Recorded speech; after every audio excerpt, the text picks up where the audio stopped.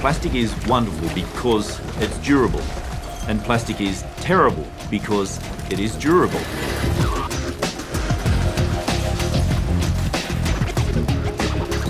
Almost every piece of plastic ever made is still on the planet in some form or another. Plastic production globally this year is expected to be more than 300 million tonnes. Half of which we'll use just once and then throw away. By 2050, when the population explodes to almost 10 billion people, it's expected that plastic production will triple. The problem with that is that today only a fraction of the plastic that we produce is recycled. The rest ends up in our environment, and it's coating our land and our oceans like a disease. Garbage thrown away in the United States can make its way to Antarctica. Plastic in our coastal waters is pulled into the centre of massive wind-driven, churning circular gyres. There are many other ocean currents also diverting the trash all around the surface of the ocean. In reality, it's just one ocean with no boundaries.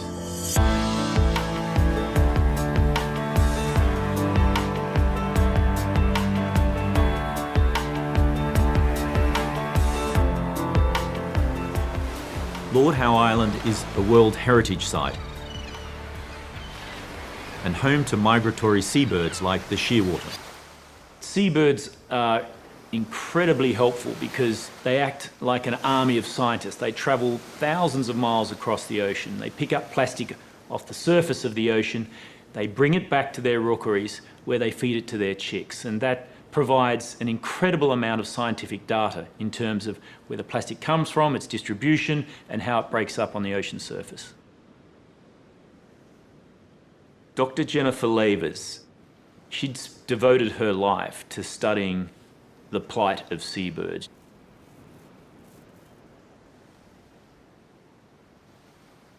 Shearwaters are incredible birds. They migrate thousands of miles, stopping only here to breed.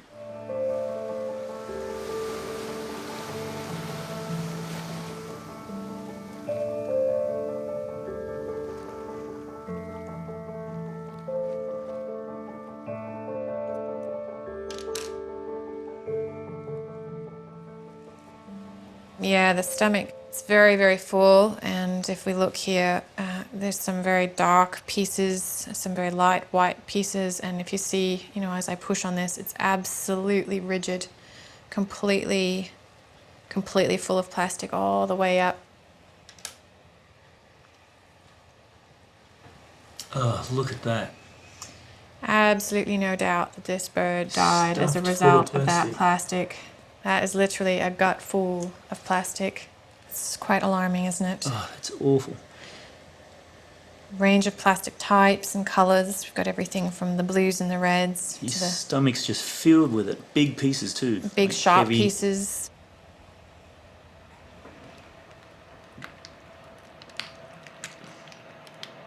Oh wow, look at the size of that big black piece. That is an enormous piece of plastic. Unbelievable.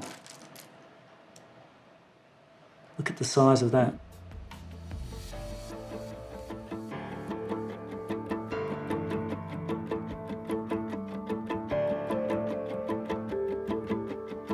Jen, I counted 234 pieces of plastic out of that one bird.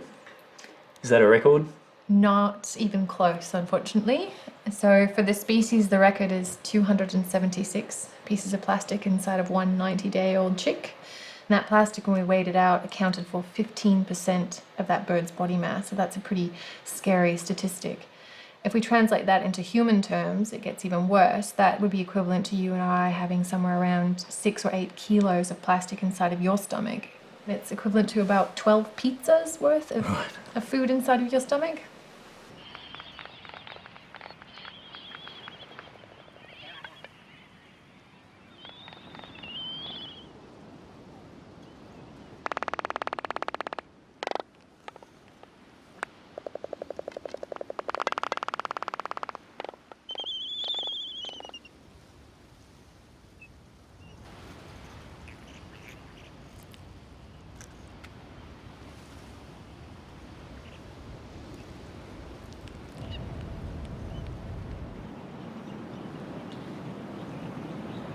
It's quite a bit of plastic for just one little bird.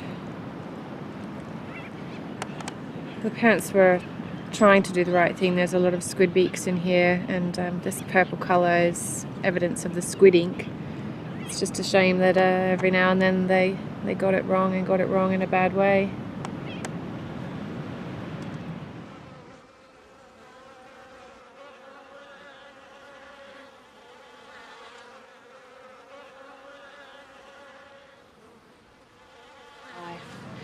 Really is quite an overwhelming thing. I do have some pretty rough days, have to go home and really wrap my mind around where do we go from here. As a Pacific Islander, I know that the ocean is in deep trouble. The very authoritative prediction shows that by the year 2050, there'll be as much plastic as there is fish in the ocean by weight.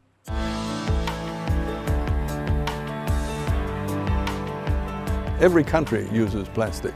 We need to start rationalizing that. We need to think about reuse of plastic, single-use plastic. It's got to be on its way out. And you know, plastic shopping bags are a good example of that. Your family does not need to use them. Take a cloth bag with you when you go shopping and put your shopping in there.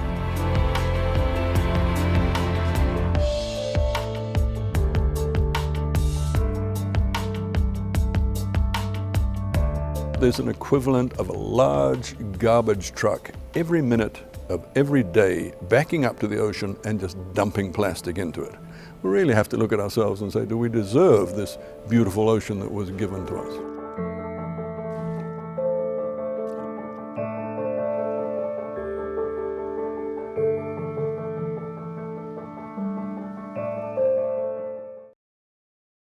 In an underwater paradise, a plastic nightmare. Diver Rich Horner just days ago filming stunning images, searching for fish, but finding an ocean of plastic trash. Bags, bottles, buckets too, he said. Off the tourist island of Bali, it's meant to be home to hundreds of manta rays. He saw just one, and it's hard to pick out any fish amid the garbage. On the surface too, it's not natural, it's plastic. He says this is the worst it's ever been. Experts call it a global threat. We've got an ugly, dangerous problem, and we're not fearing it sufficiently. The UN estimates by 2050 there'll be more plastic in the ocean than fish. Already it holds 5 trillion plastic particles dumped across the world. Americans, for instance, throwing out on average 10 plastic bags a week each. Millions ending up here. Animals big and small are ingesting those, and how that eventually ends up inside our own bodies. It ultimately is poisoning all of us, the humans, fish. Almost all of the plastic ever produced is still on Earth. And in the oceans, huge islands of it now, threatening to smother turquoise seas. Bill Neely, NBC News. Hey, NBC News fans, thanks for checking out our YouTube channel. Subscribe by clicking on that button down here, and click on any of the videos over here to watch the latest interviews, show highlights, and digital exclusives. Thanks for watching. He looks like the captain of this garbage boat. Scenes like this are a daily reality for the crew of Seeker on their Pacific trek. Some estimates hold that by 2050, there could be as much plastic as there are fish in the ocean. Every day we see plastic. I am already worried. That is why I want to show what is happening.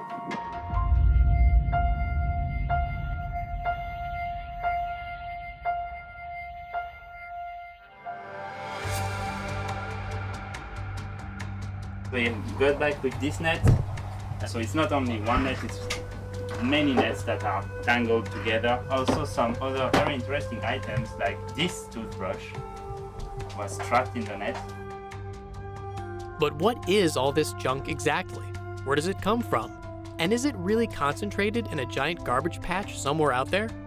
Marcus Erickson is an environmental scientist who has made it his life's mission to solve the problem of marine plastic. It's a global issue because plastic accumulates in gyres, large circular currents that thread through the world's oceans. What's leaving land heading out to sea is all the single-use packaging. It's the straws, the bags, the bottles, the cup lids, the stir sticks, all this junk that we use once and throw away. A plastic bottle leaving California will get to Japan in about 3 to 5 years and come back across the northern half of the North Pacific.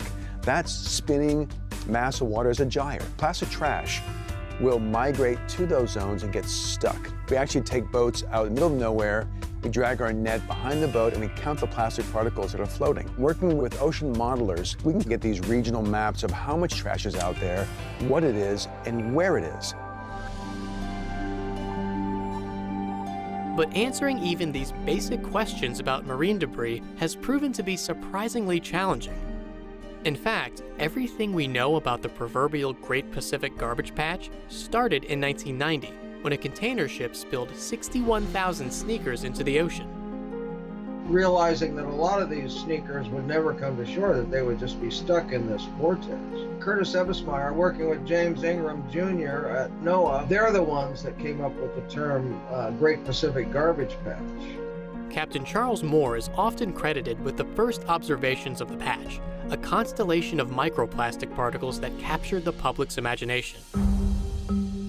Captain Charles Moore had described the area. He said, look, I'm in an area roughly twice the size of Texas where I'm doing my transects, and that hit the media by storm. There aren't these islands of trash. They don't exist. It's more like a smog of microplastic particles. Billions of them, very toxic over a wide area. Even when they become brittle and break apart, plastic pieces persist. Unable to oxidize or become waterlogged like metals, wood, or paper, all types of plastic are designed to defeat natural decay. In general, high-density polyethylene, number 2 plastic, is the most common plastic in consumer use. And it makes your soap bottles, it makes your toothbrushes, it makes many of the consumer goods that float out in the garbage patch. If we think in terms of all the plastic that's been produced since 1950, since it's a synthetic material, hydrocarbons, it's probably still here today on the planet. Dr. Sarah Jean Royer works with Dr. Nikolai Maximenko and his team at the University of Hawaii to tackle the problem of tracking trash. Most of the time we will find only bottle caps and not the bottle itself, because the bottle is made out of PET and it's sinking because the density of PET is higher than seawater. Despite the dramatic amount of plastic the crew of Seeker has encountered, some estimates hold that 99% of ocean-bound plastic waste is still unaccounted for. That's why Sarah's team is working with the Swim Expedition and the Ocean Voyages Institute to tag and track the waste they find. The SWIM are using 2 different protocols. The first protocol is a visual survey of all marine debris they see from the vessel itself. And whenever they find an object that is large enough, they will get closer to the debris, they will take pictures of it, and if there are numbers or lettering, they will share this information with us so we can track back the origin of that debris. The second protocol is basically to attach GPS buoy onto marine debris to track their movement in the ocean. We'll go to the net and tag it, and then we take out this and it's activate the tracker.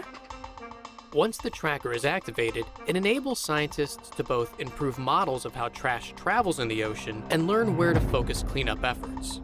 Most of the time, Sarah and her team can't immediately tell where a piece of plastic comes from, but they can look for other clues.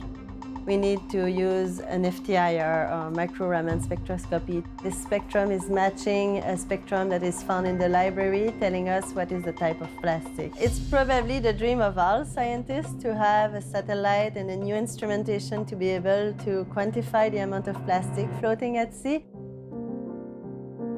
The entire life cycle of plastic is poisonous. Its manufacturing process depends on harmful chemicals, and when released into the environment, it soaks up even more toxins and transports them far and wide, including into our bodies. Plastic can choke the ocean's ability to absorb CO2 from the atmosphere, exacerbating climate change.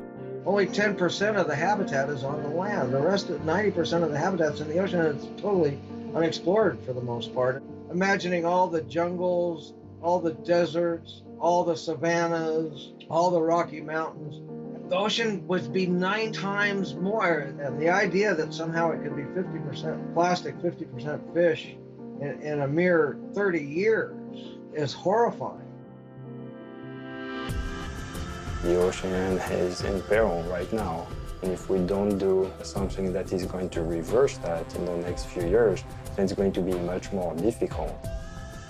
But the situation is far from hopeless. Organizations are developing innovative solutions to clean up ocean plastic. Material scientists are turning their attention to new packaging solutions, and consumers are making more informed choices every day. How can we use our science to influence laws and policymakers? When you refuse the single-use plastics, it has an effect on your neighborhood, on your local watershed, and the ocean. Now, seeing the UN talking about it, seeing companies rise up and say, we're going zero waste, to see countries make commitment to stop the flow of trash from land to sea, I feel optimistic that we can solve this problem.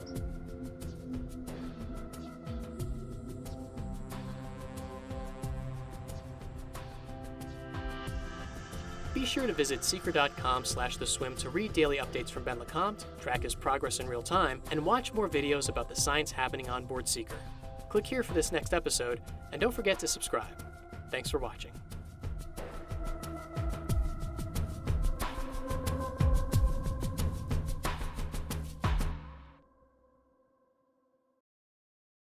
The amount of solid plastic waste produced since the 1950s that has not been burned or recycled is around 4.9 billion tonnes. This could all have been dumped into a 70-metre deep landfill the size of Manhattan. While much of it has indeed ended up in landfill around the world, far too much of it has found its way into the natural environment, with around 10 million tonnes a year ending up in the ocean. Over half of all plastic is used just once and then thrown away, taking hundreds of years to decompose.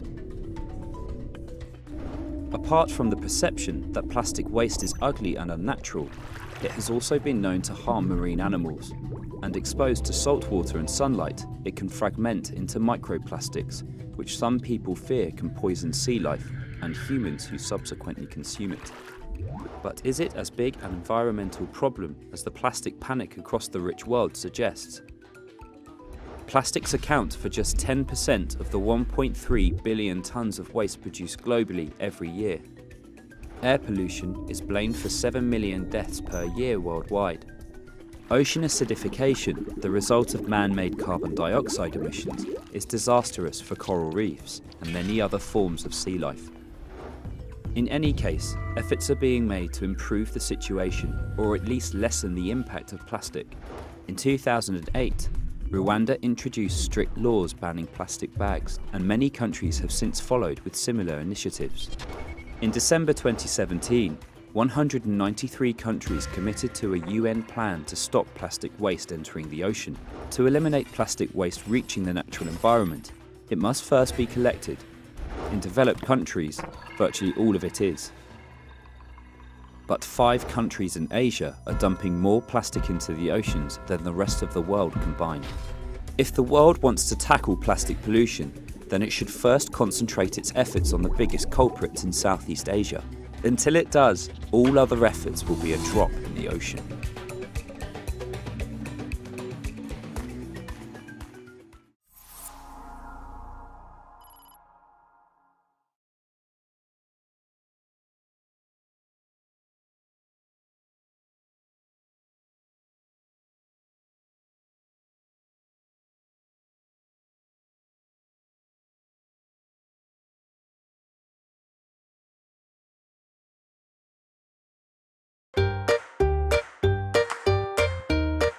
Everybody uses things made of plastic, as well as things that come to us in plastic.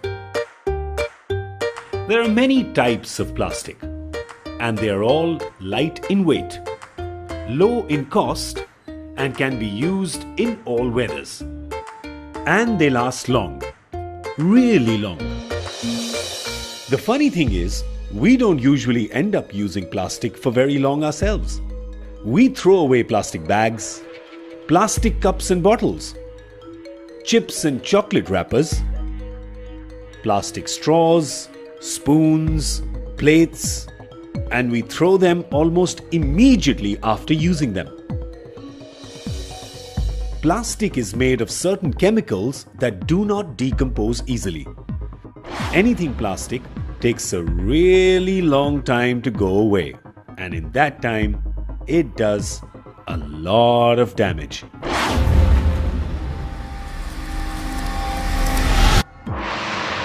The trash we throw away, if done properly, is collected from various places and is sent to a dump yard. At the dump yard, it is disposed of as best as possible. The plastic things are collected and then cut into tiny pieces, which are then melted and made into new shapes. In certain countries, plastic is reused to make furniture, clothes, and other useful things.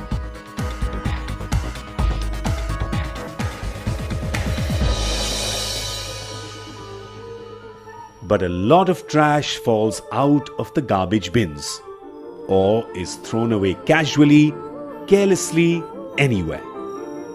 What happens to that plastic? Well, it goes into our drains, our ponds, our lakes and rivers, and one way or the other ends up in our oceans. In all the oceans, everywhere in the world, there is a lot of plastic, floating on the surface and sunken like treasures in the deepest parts.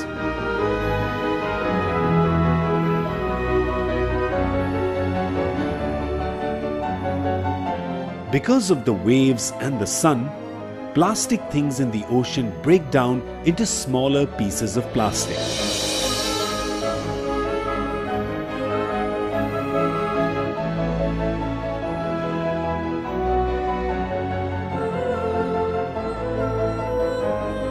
The oceans are the home of many types of fish, animals, and even birds. They are not used to seeing brightly colored and slow-moving things in the ocean. They think it's food, and so they swallow these small pieces of plastic.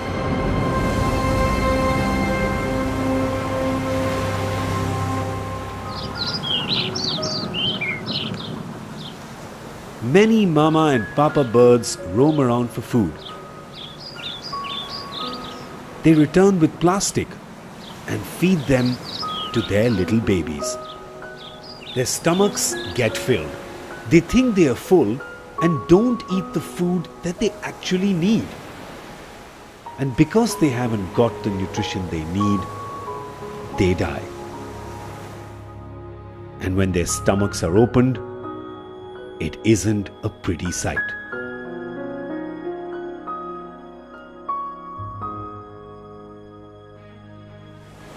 There are many, many, many ocean creatures that have died because of eating plastic.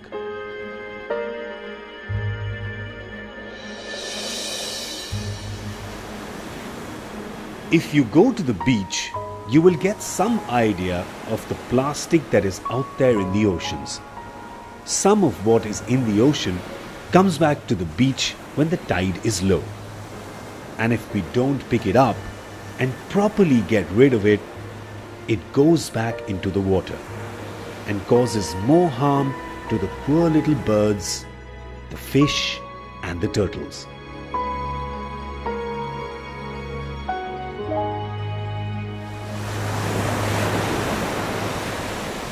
The oceans and the seas are home to some of nature's most special creatures.